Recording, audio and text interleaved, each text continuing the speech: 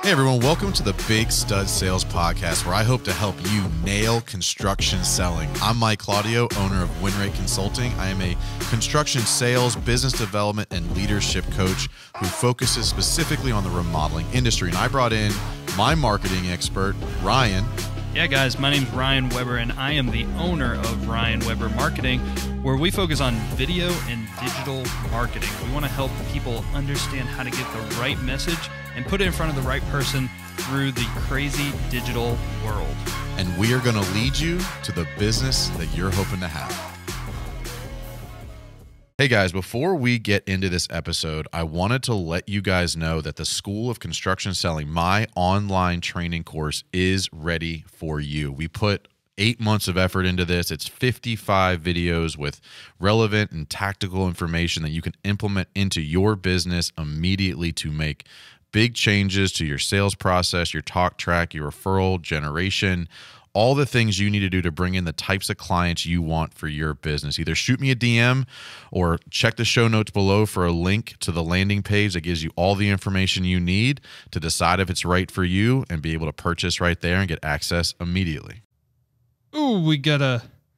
Holy smokes. What's up, studs? Welcome back to the Big Stud Sales Podcast. Studettes as well. And that's what we are starting with. We have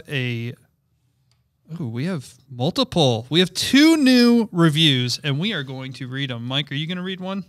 You can hand me your phone when you're done reading the first one. Okay, so first one is from, well, I don't know how to find it.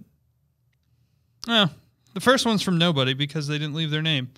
It just says Charlotte, North Carolina. However, we appreciate you from Charlotte, North Carolina. It says this podcast is very informative. Mike and Ryan explain and talk through some of the issues construction businesses face and how they have helped others handle them. Would recommend to anybody who has a growing business.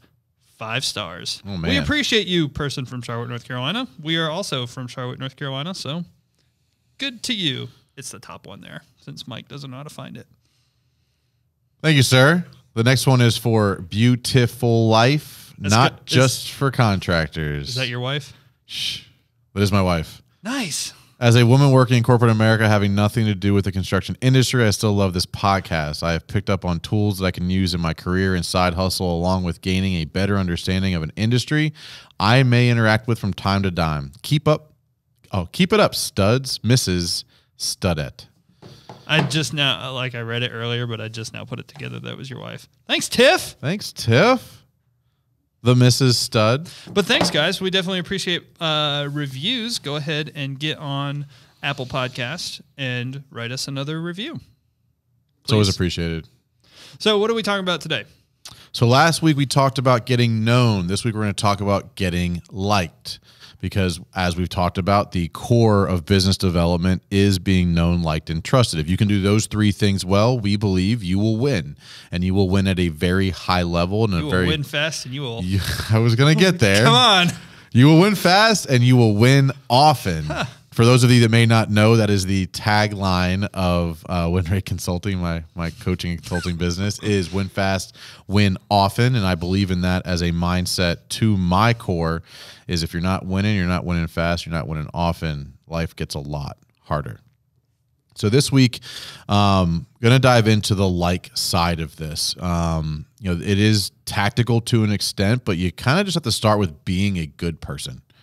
I don't think there is a specific, if you say this way for this amount of time, you're going to be liked.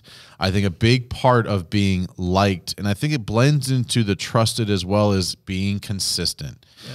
If every time you show up, you're in a different mood, a different mindset, a different talk track, or you're not making eye contact consistently, it's just harder to build relationships with people that are going to like you. And I'm going to start with, and I'm going to throw this to Ryan, because this bugs me.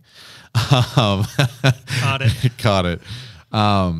Before and afters just don't work. It's, even if you're doing it consistently, there's nothing for them to like about you or about your business or doing business with you. And from an online perspective, becoming known for what you do and being liked, I believe, are 2 different things. And it does depend on what type of content Mm-hmm. and how you're distributing it that matters most. Yeah, I mean, I think the biggest thing from a like standpoint, there's two things, but the first thing that I kind of look at on the internet is being authentic. I like people that I know they're not faking it. You know, if I know that's who that person is because I can follow along their journey consistently and it's always the same messaging and I know that it's kind of raw, it's kind of real, they're not staged, they're not reading from a script, I like that. I like that because I now know who you are. If I don't like you, then I'm not going to follow your stuff. But the people that you are speaking to that you're attracting, they're going to say, well, I don't have to guess what I'm getting. Well, and that's the reality of the situation where I think most people struggle with is they don't want to upset anybody. They don't want to get anybody to not like them. You want to upset 50% of the people. Look, no one has 100% likability. It's the people who get the most likability are the ones that can get into a niche or a type of person or a type of industry and say, I'm going to own this because my personality fits this the best. And the more vulnerable and authentic you can be, the faster you will grow an audience that actually likes you because they're able to relate to you because you think the same way or say the same thing or have the same priorities. And if you're sitting there trying to be generic for everybody, you're not picking a side. Pick a side and own it and be okay with it. And then you will be liked by the people on that side. If you're in the middle, you're going to not get either side to like you You're fully. You're going to have them halfway like you, halfway not like you, and that's not going to be beneficial. And it's like with the email blasts I do. And I think you're probably the same mindset. Like every week I get a few unsubscribes.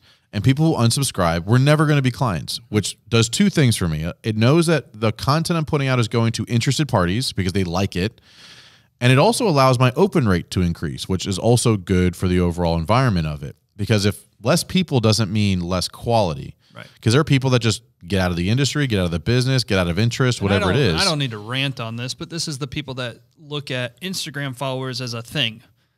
I'm going to buy 60,000 Instagram followers so I can have 60,000 people that follow my page. And you can tell 100% if they are purchasing followers because they get 5 to 10 likes or comments or, engagements. These people the numbers don't make sense. Mm-hmm. Like there's no way it's not real that you have that many followers, yet that few of people engaging with your content if it's good quality followers. So I don't look at followers, I look at quality followers, because if they are actually interested in what you're putting out, then that means they're going to communicate with you. They're going to like, they're going to comment, they're going to open, they're going to stop. But, if you're just buying followers or getting followers just to get followers because it makes you feel good, it doesn't matter. Quality matters. And that's not just Ryan's opinion. Even like advertising environments where people are paying influencers is changing from quantity to quality. We'll use it because I think it fits the fitness world that we're both in or kind of in. Just because people follow you because you put your ass on the internet or you put your abs on the internet doesn't mean that you can actually sell them anything. Because they don't believe in you. They just like to see what they see, right? And I think advertisers who are out there buying or paying influencers for brand awareness are getting smarter about it. It's not just the amount of followers, the amount of likes. It's how many of those are engaged people who can actually buy the product that we're asking you to advertise.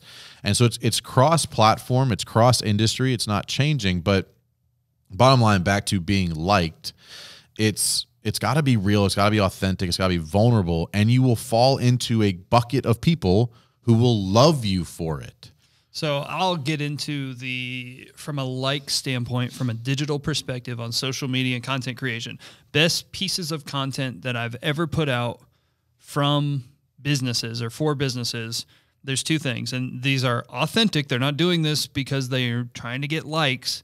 The first one, the law firm my wife works at, we built a habitat house. He sponsored a Habitat for Humanity house. He put the money down, lots of money himself, and then we documented it and we posted it consistently. But by doing that, people were able to buy into, wow, this guy's charitable for affordable housing in my area. That's something that I can stand behind. Well, people that don't like affordable housing don't like him and they don't like his content. No problem. That's not the people he's going after. He wants other people that are interested in this affordable housing, and it's authentic. He spent his money to do it, but it's not doing it to get all of this greed and to showcase like, oh, well, I'm able to put out this content. No, it's I care about this, and then I documented it. That's by far the best piece of content for likability. I mean, the amount of people that like him now because of that, it's astronomical on the internet. Well, but it also differentiated his profession. Right. Right. Because it's not just him as a person, but like, lawyers. Right. But like, oh, wow, a lawyer. Yeah. Right. And it again, we talked about in the last episode, he's been here for 30 years and people for 20 years didn't know that he was here until you started putting it out there. And, you know, big things we're going to talk about today from a liked, done consistently turns into trust. But from an online, I'm going to use Instagram. I think Instagram is one of the bigger, Instagram, Facebook are two of the bigger ones for the remodeling industry. You've got to put your face on your stuff. They got to see you consistently, whether it's in your stories, whether it's in your feed, you know, having some sort of a cultivated and nicer feed is good, but not as good if it's just pictures of inanimate things, because people just don't trust that anymore. They don't trust the before and after pictures. So they don't believe it's yours. The way your Instagram feed is, it almost works like it's like a portfolio for your website. So it needs to be curated for that. It needs to look professional, but that means it needs to have your messaging as far as a known factor of what you do, the like factor of I like who this person and what this company stands for. Well, you can't do that in photos. Like, hey, here's a photo of this new house. Don't you like us? No, I like the fact that you're being charitable or you're giving back or you're doing things in the community, because people can stand behind that. If you're doing things in their community, you're going to build a huge likability factor. But even at a even more granular baseline than that is they'll like your personality. Right. They'll like the way you communicate. They'll like your voice. They'll like the way that you speaking to them makes them feel. That's at a baseline. Just doing video of what you're talking about is important, but doing consistent video and telling the story of your life and what you do creates a likability with the right people. So I've been trying to get a gym, just any gym, to do an internal podcast, because it's going to develop the likability factor of their gym. They're going to be able to see what it is to be in that community, what it is to kind of work together, what the members go through, and you're going to be able to build this internal community and know how it is to be a member of that gym. And so I want them to do a podcast. It's not client facing, it's inward facing, or it's not lead facing. It's current client facing. And all that's going to do is kind of develop that likability factor of, wow, these guys are pretty cool. They're just like me. I like them. I like listening to their podcast. I'm a current client there. I like listening to the podcast. I want to be on it. So just kind of having that's something that I've been trying to get a gym to do, because it's unique. Nobody's doing it. Yeah, and it doesn't have to be wild. And one of the bigger things that I teach and we talk about a lot is I'm not asking you to create a bunch of new content. I'm asking you to document what you do every day, because one of the biggest things that make people liked are things that you don't realize make you different. The parts of your process, the things that you do, the way that you make decisions, the way you solve problems on projects, the way that you handle client experience, the way that you handle bad reviews, the way that you handle anything, the way you do it is unique. But you don't realize that it's a competitive advantage because it's just the way you do things. Right. But like some of those, and you're not going to know what each of these 6 people who are following you are going to trigger them to make a decision. So you have to put out consistent content about all aspects of what you do, and that's how you become liked in a broadly in a niche environment. So kind of I feel like the digital aspect's pretty easy. Mm-hmm. From a likability standpoint, be authentic. Do good, just be a good person, and, document what you're doing good. Go in the community, give back to the community, donate your time, donate your effort, and document it. People will follow along. They'll love it, and they will like you. From a in-person standpoint, I always say your specialty is the in-person B2B and prospecting, referral source generation. So when it comes to getting these referral partners, what's the likability factor of what can these people do? So I'm going to take it a little bit of a different route, just because I think that's good, but I think there's a better way to explain how to become liked. So there's kind of two parts to this. And the first one is probably the most important. It's understanding how your clients want to be communicated with. And every client's a little bit different, whether it's a referral partner or somebody else. It's not just when to say or what to say or how to say. It's doing it specifically for that person. And I think that's one of the biggest things people miss, specifically in the home services, why it got such a bad name and a frustrated environment, is because no one would have empathy and put themselves in their client's shoes. And if you understand the fears and concerns and the challenges and the issues around what your client's thought processes are, you can then proactively communicate better. And I think it's in all parts of the process. You know, you're liked by how you present yourself with an email before you meet with that client. You're liked by how you present yourself when you show up, because you showed up on time in a clean truck with a clean shirt on. You know, part of that is trusted, but it's liked. And then it's doing specific things that you realize is great for that relationship. So it's almost individualizing based on what that person sees value in. It has to be, because it's not about you, it's about them. How can I help you, not how can you help me? That's called referral partners. But it's not even liked. It's how can I help you overcome the fears and anxieties that you have? Because everybody helps them. You know, there's a ton, like I would talk to us a lot. A kitchen remodel is not unique.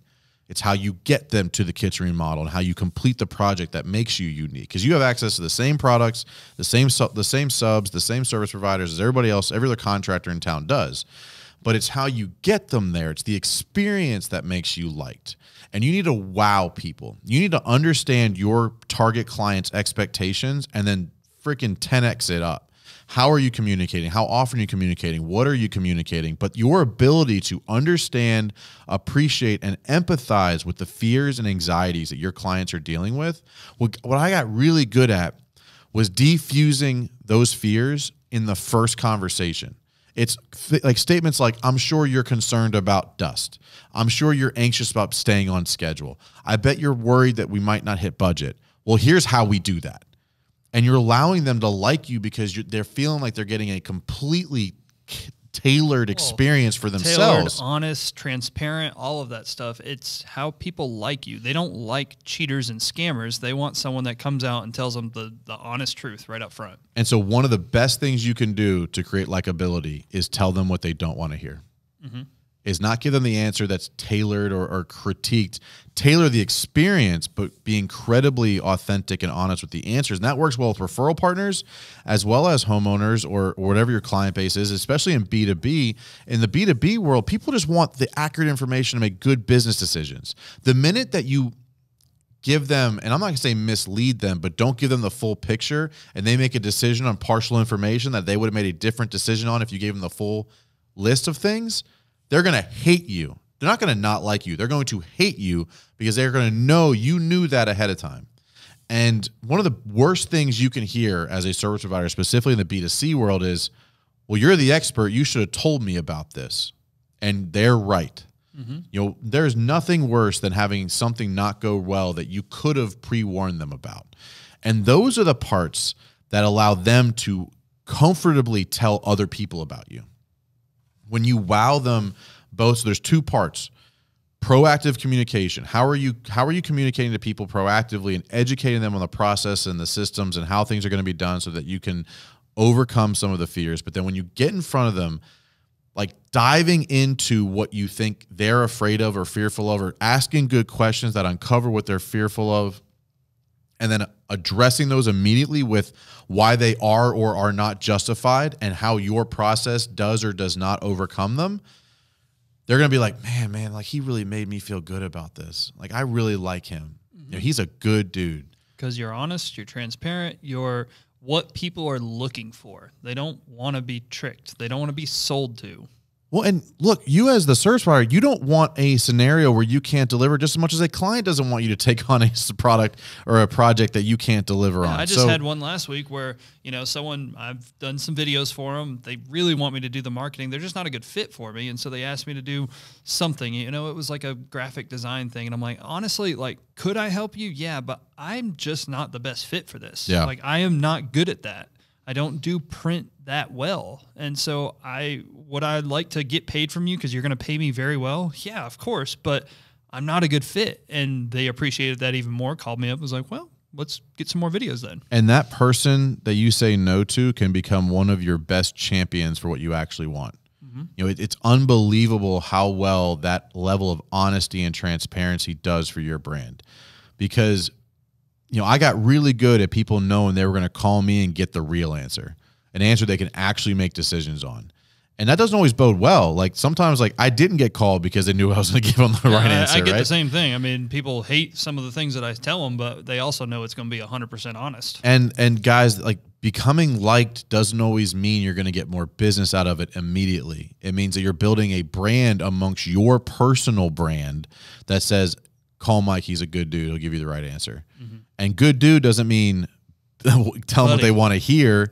Doesn't mean buddy. It's like he's honest. He'll steer you in the right direction. And you know, that's one of the best. I don't even want to call it a tactic. It's just one of the best, you know, personality traits that I have. That like you're gonna get the at least my honest opinion. My opinion might not be right, but you're gonna get what I believe is honest, and that is something people can get behind. They can like that about you, or they can not like that about you. But that's fine because they're never going to come back to you, and that's not someone that you would have worked well with. And that's the mindset, like the scarcity mindset that people have to get over. If you're doing the consistent activity that we've talked about time and time again, you're going to keep filling the top of that pipeline with knowns, people who know you. Well, you get the right people to like you by being consistent and being authentic and being transparent. But the biggest thing is trying to proactively overcome the fears and anxieties, or at least present what you believe that client's fear and anxieties are with how you plan to limit them or get around them or stop them from happening. That was what I found to be one of the best things I did when it came to people liking me, is they walked out of that meeting feeling like everything I was worried about, I'm no longer worried about. I like that guy. Yeah, I know where he stands. I know where we stand with him. And I mean, you can't go wrong when you tell the honest truth, ever. No, the right decision is always the truth. Right. And yeah, it sucks. It's difficult sometimes, but you know what? When you come back and have to give them bad news, they believe you.